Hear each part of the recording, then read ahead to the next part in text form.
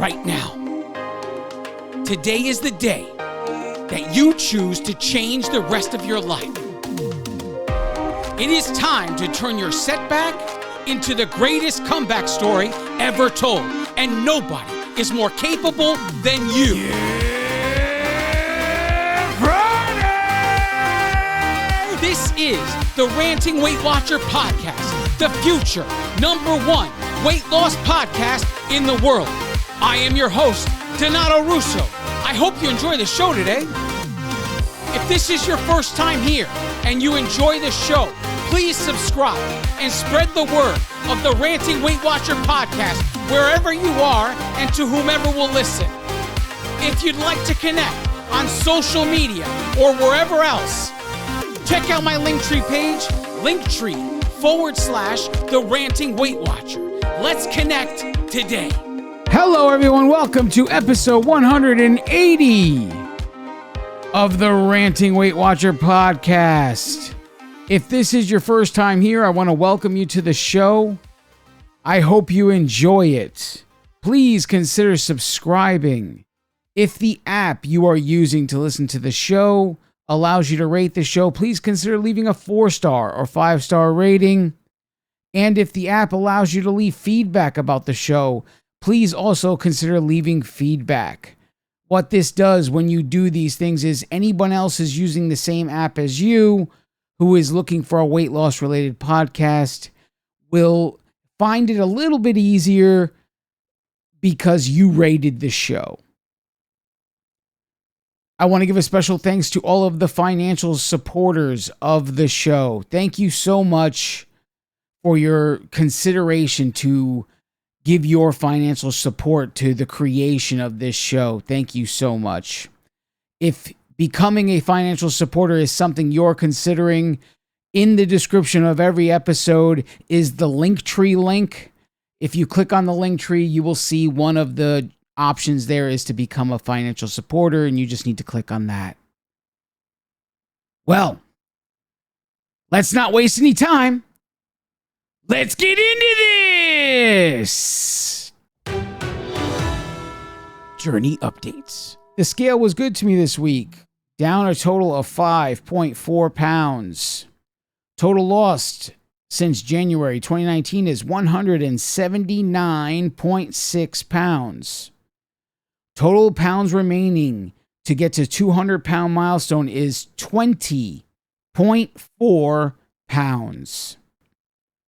So there are two things that constantly concerned me throughout the last 5 years.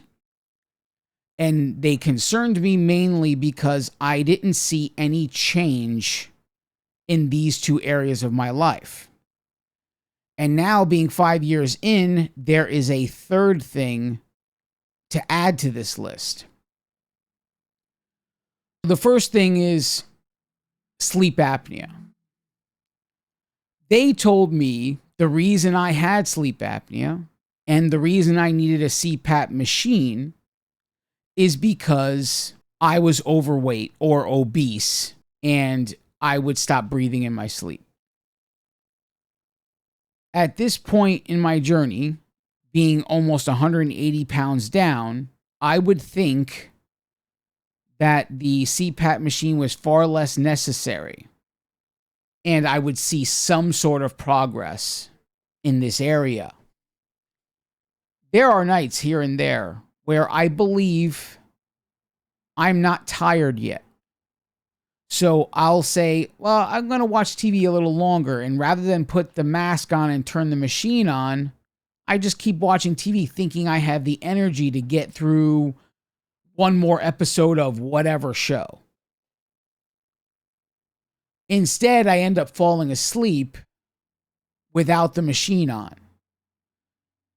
Now, I would think that having made such progress with weight loss and having the doctors say to me, the reason you are dealing with this issue is because you're obese, this wouldn't be so much of an issue anymore. If I forgot to put the machine on and the mask on, that it wouldn't be such a big deal. It bugs me to know that being down 180 pounds, this basically shows little to no progress. The second thing I think about almost all the time, especially now being this far into the journey, is the lymphedema in my right leg.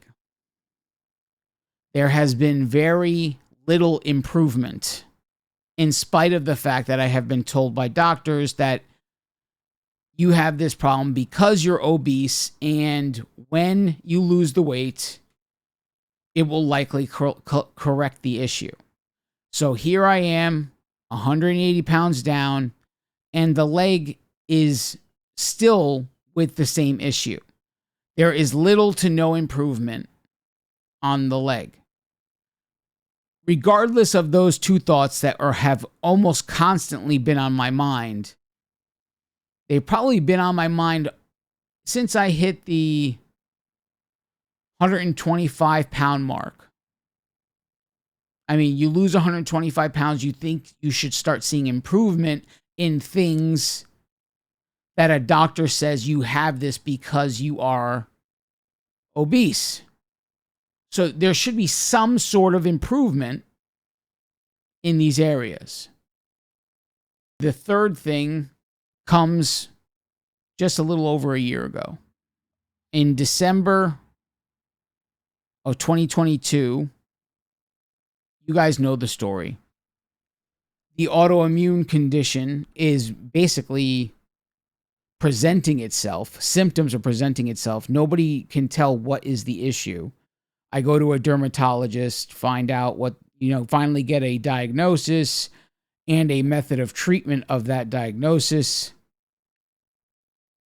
So with these things on my mind, I'm thinking the pursuit of my health should fix this. Meanwhile, the third one didn't show up until after I had lost 150 pounds. I have refused to believe that the treatment plan for my autoimmune condition is even logical, because the treatment plan is to shut down the immune system. The autoimmune condition can't be cured from a medical standpoint, so their answer to this is to shut the immune system down and essentially put the autoimmune condition to sleep. The problem I have with this is shutting the immune system down opens the door to every other issue on the planet. So I outright refused any of that idea or treatment. I have been in direct pursuit of anything I could find that would help me in this area ever since.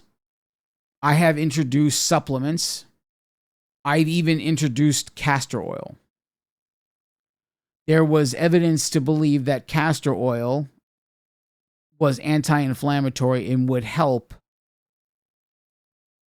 autoimmune conditions, skin conditions specifically. So I was applying the castor oil to the areas on my skin, and believe it or not, they would heal relatively quickly, but it would not stop it from showing up again. It would only enable it to heal quickly. I mean, I like the idea of it healing quickly, so I'm not going to say this was a complete failure. But the pursuit continued. In my research, I've stumbled across the idea that the carnivore lifestyle will help people with autoimmune conditions. So I didn't really think anything of it because I thought the idea of the carnivore lifestyle was way too extreme for me. As I kept researching what I can do to help myself, the carnivore lifestyle kept popping up in the search results to help my autoimmune condition. And it wasn't until, 2 weeks ago that I saw a man who had issues with sleep apnea and lymphedema and have both of these conditions taken care of by a switch to the carnivore lifestyle. So now the carnivore lifestyle becomes a little stronger because it's not only fighting an autoimmune condition. If this man was able to fix lymphedema and stop using a CPAP machine, now that's three things that I have been thinking about for the last few years, all solved with one switch. So I began to look for other evidence that carnivore would help autoimmune, sleep apnea, and lymphedema. I said to myself, if I could find more evidence that it would help all three of these things, then maybe I would give it some consideration. Not only did I find many more cases where people with lymphedema and sleep apnea basically are living new lives after adopting a carnivore lifestyle, I also found a woman who had rheumatoid arthritis and Parkinson's disease, and her switch has the symptoms of those things nearly disappearing. She was essentially bedridden, could not walk, could not do anything. She had gained a bunch of weight because of all of the medications she was on. It was so serious that she could even tell what time of day it was by her symptoms returning by a certain time of day. She would start to feel the Parkinson's symptoms returning, and she'd say, "Oh, it's almost 3 p.m. Let me go take my medication." And she was so desperate because the extra weight she had gained from the medications and whatever else, and being bedridden, that extra weight was causing even more pain than she already had. She was desperate and went to a weight loss clinic and told the physician there everything she was dealing with. And the physician she dealt with said to her, "Are you willing to do anything I'm going to tell you?" And she was so desperate that she said, "Yes." And he said, "I want this percentage of your diet to be protein and this percentage of your diet to be fat and nothing else." And she thought he was crazy, because the idea of this goes against everything you're programmed to believe your entire life. We're taught that red meat is no good for us, that it will cause a heart attack, it will cause all these things. But she was so desperate, in her mind, she was dying as it was. So she listened to him. She started. The rheumatoid arthritis symptoms subsided relatively quickly. She dropped weight relatively quickly. And she noticed that the symptoms, when they would normally return for Parkinson's, they were no longer returning at that time. They were returning a little bit later. So she decided to experiment and say, well, what if I wait until I have those feelings that the symptoms are returning? She found that the next dose, based on when the symptoms would start to return, was getting later and later and later. The interview I watched, being, 5 or 6 months old, something like that, she was at a point where she was deciding to take herself off of the Parkinson's medication slowly, but she was going to do it on her own against her doctor's will, because she knew how she was feeling and she knew how she used to feel. Nothing can top personal experience, right? Seeing these stories, the carnivore lifestyle started to have real validity in my eyes. So what is the carnivore lifestyle? Is it just keto? Is it just Atkins? No.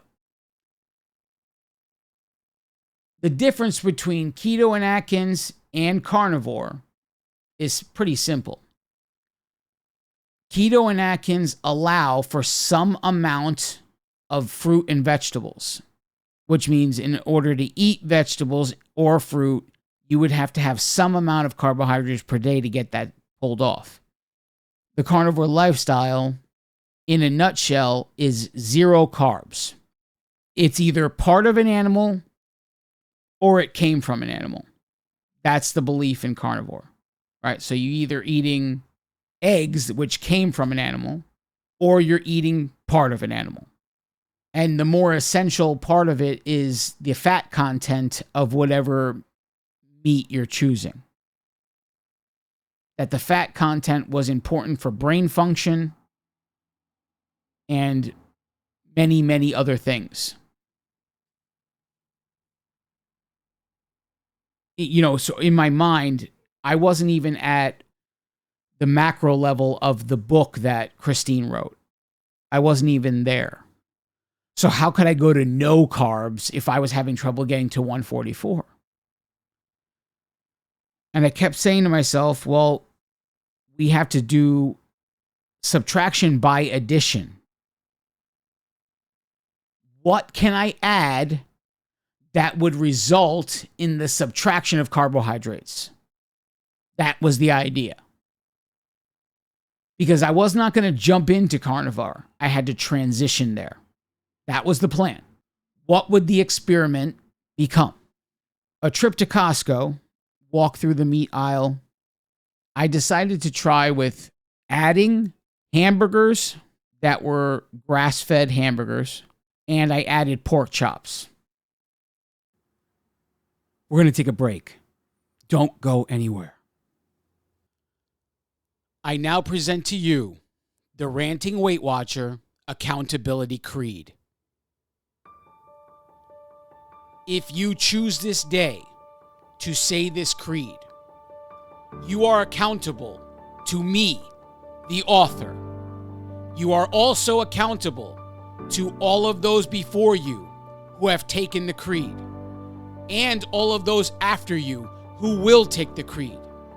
But most of all, you are accountable to yourself. Now recite with me the Accountability Creed.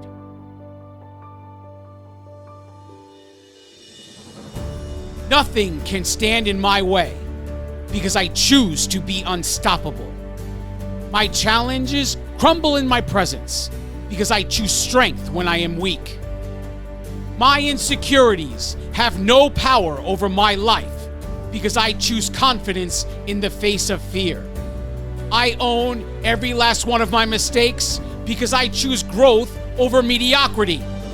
The mirror and the scale are powerless because I move forward in spite of the result. Circumstances are not obstacles because I see solutions instead of problems. The demons of my past can no longer torment me because I choose to renew my mind daily. All things are possible as long as I believe, because if God is for me, who can be against me? This is the creed I declare each day. It is about what I do, not what I say. I will learn the work that needs to be done. I will never stop, even when I've won. I will work consistently, no matter the cost. I refuse to believe that all hope is lost. I will work when I want to. I will work when I don't. I will work when they are cheering. I will work when they won't. I will work when it's easy. I will work when it's hard. The atonements that I've made are made with no regard. I will work when it's cold. I will work when it's hot, because choices have consequences, justified or not. When I think I know it all, I will start back at one, because regardless of what I think, the work is never done.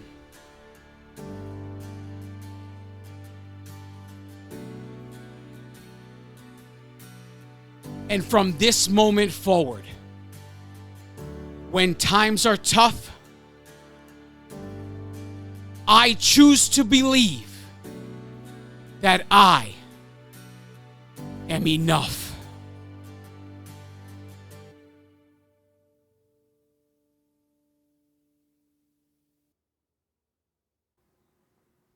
And we are back. Thanks for sticking with me. So essentially, I introduced them at strategic points of the day, adding this meat in hopes that I would be so satiated that the carbohydrates would dissipate as a result. So before I did all this, the daily carbohydrate intake was somewhere between 160 grams per day and 180 grams per day. So anywhere in between there, depending on what day of the week it was, that's where I was. The book that Christine wrote wanted me at 140. I couldn't even fathom getting down that low until I started to believe subtraction by addition. So I walked into Costco that day and I started looking around at the meat. I saw the grass-fed hamburgers. I grabbed a package. And I saw a package of pork chops. I grabbed that. So then I said to myself, my current breakfast is almost carnivore ready. There's only 2 flaws in my breakfast of the day. There's hot peppers, which carnivore does not allow for. The cheese I use is also not acceptable in carnivore. There are specific cheeses. I don't really know them yet. So I haven't changed everything. Like I said, this is a transition. An experiment in transitioning to carnivore. I added the pork chop to breakfast. So breakfast was 3 eggs with cheese and hot peppers and Canadian bacon, all in the eggs, right? Like an omelet kind of a thing. That was breakfast before. Now it's that plus a pork chop. Before the pork chop addition, I would be hungry around 11:30, and that's when I would go for a snack. Yogurt, fruit, whatever. So the idea was, if I can make it so that I can go past all of that time and get to lunch, everything in between 6:30 in the morning and lunch could essentially be eliminated right off the bat. And the majority of the carbohydrates taken in for the day happen in between those times. So the pork chop got added, and I got to 11 o'clock on Monday. I knew that this was head games at this point. There is no reason I should be hungry at 11 o'clock on Monday, and it was only because the plan was to get rid of these things that I was even remotely hungry on Monday. When Tuesday came, I pushed into the 1 o'clock hour. And because of this, I thought to myself, I could get rid of the yogurt and the fruit that goes into the yogurt, thus eliminating about 40 grams of carbohydrates a day. At this point, I am essentially lower than the book wanted me to be at by the addition of the pork chop at breakfast. When lunchtime came, I had a burger patty already cooked. So I made sure I ate the burger patty first, and I made sure I ate my turkey meat second. Essentially, eating the meat first in those cases left little to no room for the fruit. I am now dancing between 70 grams of carbs per day and 120 grams of carbs per day, depending on what day of the week. I went from 160 to 180 down to 70 to 120. The heaviest day being Wednesday. The amount of weight lost this week, I believe, is a pure result of reduction of inflammation due to this choice, because carbohydrates cause inflammation in the body. As I sit here on Monday, when I purchased all the meat I purchased to do this experiment, I didn't buy for the weekend. I only bought for the work week. I didn't even think, I had to worry about it. On the weekends, I went back to eating the way I was eating all of the other snacks back in. And I figured, okay, it's only 2 days like that. No big deal. I could not sleep last night. Around 11 o'clock, I had pain in every single joint in my body, from the head to the toe. Every joint was in pain. I believe with every fiber of my being that every joint was suddenly inflamed. After spending an entire week with taking in such a little amount of carbs, I started to feel all kinds of benefits by the end of the week. Thursday, Wednesday, Friday. Those days I felt so energized at the end of work, where typically I'd be ready to go to bed at 5 o'clock. I was feeling good. I was coming home from a 4-mile walk feeling like I could do more. It was pretty crazy. I went from feeling this energy that I had not felt in, I can't even tell you any time that I've ever come home from a walk and felt energetic, to having every joint in my body in pain. I don't care what anybody says. That pain came from the reintroduction of all of the carbohydrates and the stark contrast between daily eating before and daily eating after the experiment. So when everything went back to the way it was for Saturday and Sunday, it's almost like my body was like, what are you doing? You were just feeling great and then you send this crap down again? That's what it felt like it. At 11 o'clock last night, I was going out of my mind looking for some form of relief from this pain. And here I am Monday recording this for you. The next time I go shopping, I will make sure I have enough meat for all 7 days of the week instead of being concerned for whatever I chose last time. I'll make sure that there's enough meat there. Saturday and Sunday just become part of the mix, and we'll see how it goes. I'm going to leave part of this recording until Thursday because I want to give you guys an update after 4 days of being back on track with this experiment if the pain in my joints is gone. So here I am. It's Thursday. And if I'm thinking about this, I was essentially pain-free by Tuesday afternoon. I mean, the pain was so little by Tuesday evening, it wasn't even worth mentioning by Wednesday morning. Look, do I know all the answers? Not by any means. Do I have pieces of paper that make me an authority on nutrition? Nope.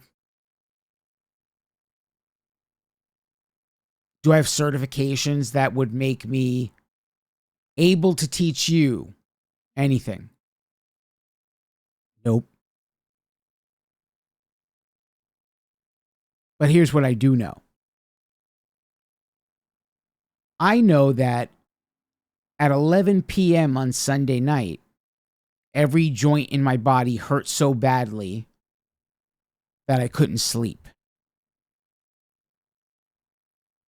And taking Advil didn't do anything. Taking Tylenol didn't do anything.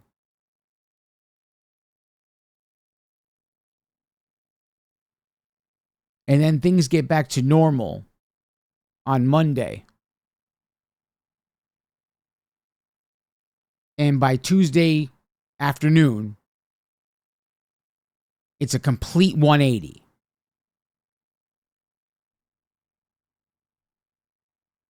I feel like a different person by Tuesday afternoon. Is the pain still there? Sure. But it's a fraction of what it was.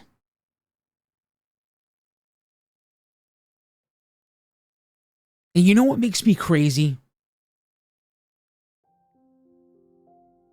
It's like I did what I said I was going to do. 5 years ago, I said I was going to lose 200 pounds and then reevaluate my life. And I began the process of transforming my entire life. And in 5 short years, I could see the light at the end of the tunnel. 20.4 pounds remaining.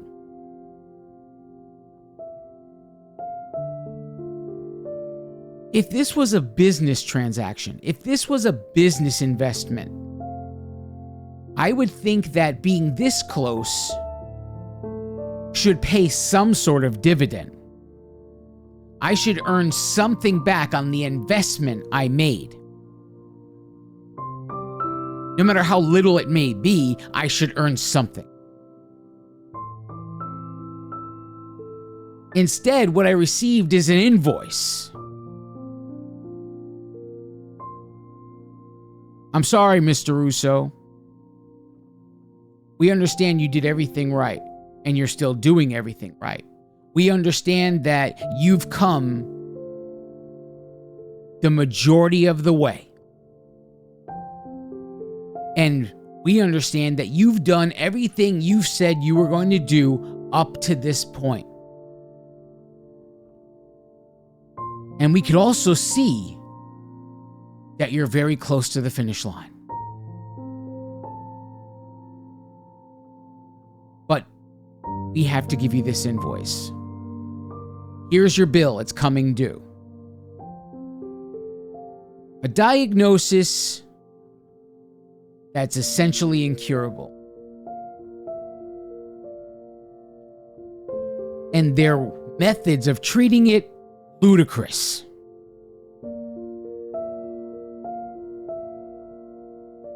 And I'm just supposed to accept that. I'm supposed to be okay with it. I'm supposed to just say, well, it is what it is. But I don't want to say that. I shouldn't have to deal with this. But here I am.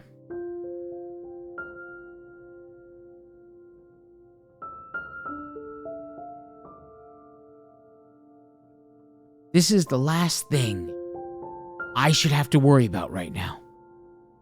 I should be getting ready to enjoy a brand new life that I essentially spent the last 5 years creating. But instead, all I have been given is more on top of the pile of shit.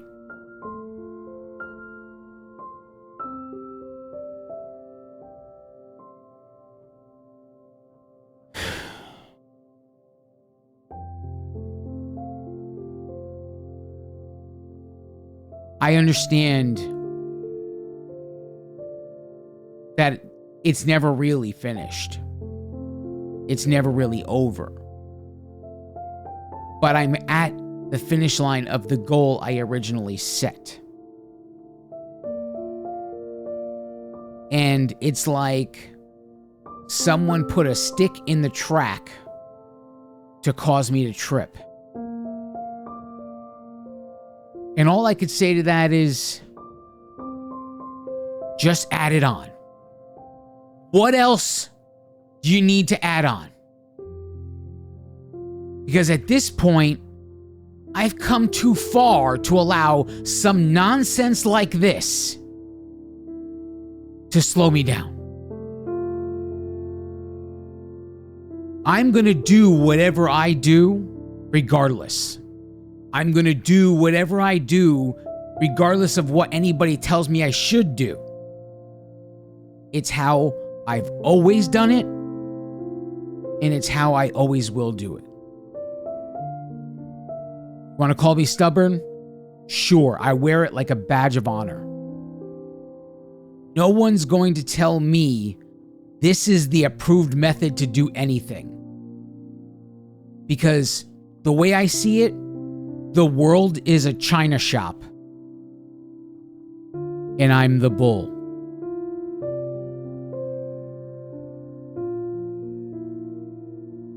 I will find a way. And if that way is carnivore, step by step, I'll get there and I'll at least attempt it.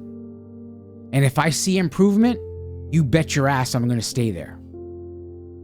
If I don't see improvement, on to the next thing. All I have left is time and endless information of how to figure it out. That's how I have to look at this. Because if I don't look at it this way, if I see it their way, this is incurable, you're going to deal with this for the rest of your life, then what is it worth it?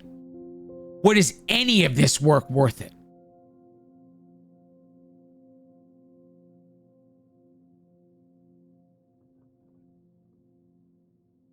I love each and every one of you. God bless you all.